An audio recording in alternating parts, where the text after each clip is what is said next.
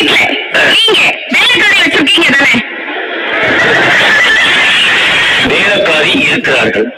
அதான் நான் கேட்டேன். உங்களுக்கு வச்சிருக்கிறதா வேற. உங்க வீட்டுல வேலைக்காரி இருக்கிறார்களா? இருக்கிறார்கள். மாதம் எவ்வளவு சம்பளம் தரீங்க? மாசமானா 12,000. என்னது? ஒரு மாசம் ஆனா 12,000. மாதம் எவ்வளவு சம்பளம் தரீங்க? மாதம் 12,000. ஒரு வருஷத்துக்கு எவ்வளவு சம்பளம் தரீங்க? 12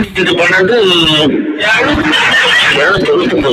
நீ நீக்கிற பாக்கி வச்சாலும் இங்க எழுதி இருக்காது.